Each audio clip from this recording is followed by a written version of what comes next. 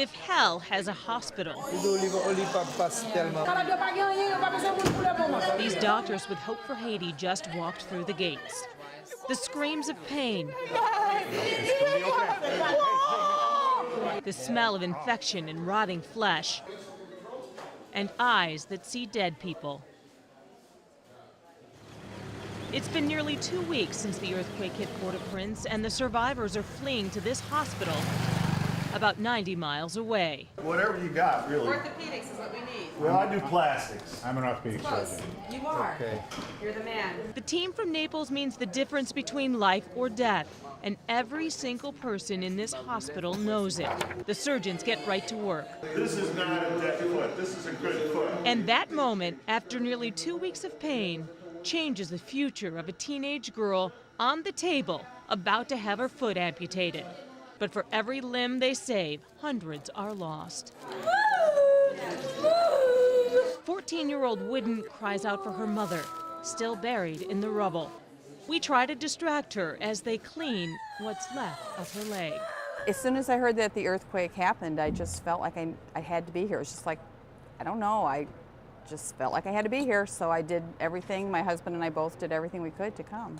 Barb Murtaugh is a nurse anesthetist in Naples. Her husband, Bill, a plastic surgeon.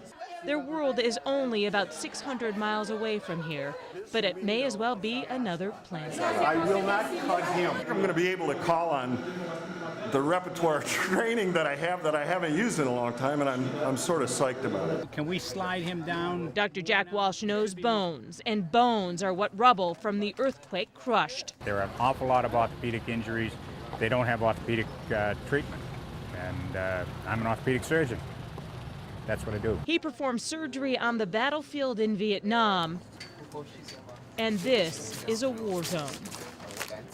The UN doctors are happy to see the doctors from Florida. We've been operating this morning on children with fractures who've been lying in beds without stabilization for more than a week. So I'm afraid it's major fractures of the limbs now, which are starting to heal but in bad positions. So these guys will be a tremendous help to help to sort that out. Hope for Haiti brought in this team. The nonprofit had boots on the ground in this impoverished country for decades before the quake hit. I don't like the odor. This needs to be debrided. There is no electricity except in the OR. Flies and maggots infect the weeks-old wounds. Nothing is sterile. So much human suffering. So many tears for what they've lost, for the enduring pain,